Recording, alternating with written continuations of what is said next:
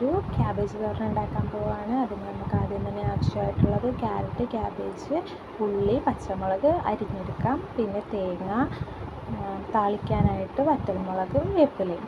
ഇനി നമുക്കൊരു ചട്ടി വെച്ച് അതിലോട്ട് കുറച്ച് എണ്ണ ഒഴിക്കാം.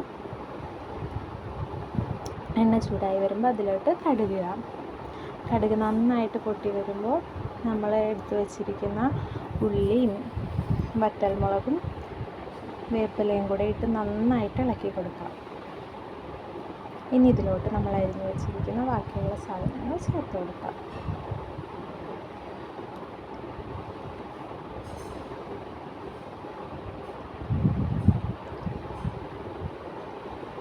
ഇനി ഇതിലോട്ട് നമുക്ക് ആവശ്യത്തിനുള്ള ഉപ്പിട്ട് കൊടുക്കാം.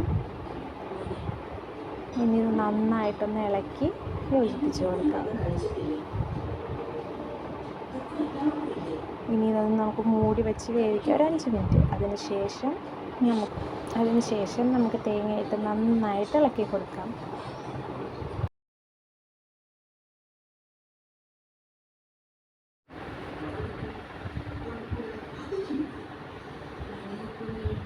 ഇനി ഇതിലോട്ട് നമുക്ക് മല്ലിയില ഇട്ട് കൊടുക്കാം.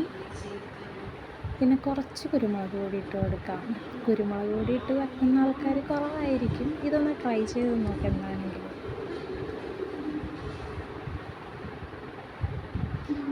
ഇനി തീ ഓഫാക്കാം.